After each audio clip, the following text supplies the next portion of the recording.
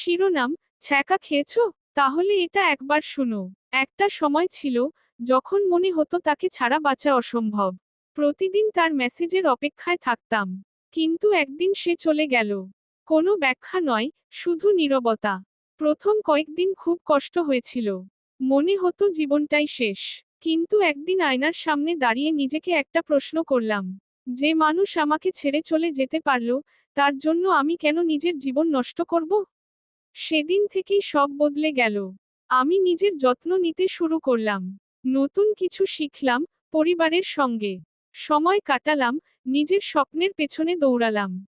ধীরে ধীরে বুঝলাম, যে চলে গেছে সে আমার গল্পের শেষ নয়, সে শুধু একটা অধ্যায় ছিল।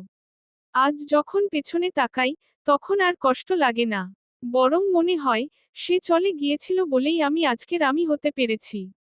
মনে রেখো, যে তোমার মূল্য বোঝেনি, তার জন্য চোখের পানি নয়, নিজের ভবিষ্যতের জন্য পরিশ্রম করো। একদিন এমন সময় আসবে, যখন তুমি হাসবে আর সে আফসোস করবে। ভালোবাসা হারালে জীবন শেষ হয় না। নিজের মূল্য বুঝতে পারলেই নতুন জীবন শুরু হয়। লাল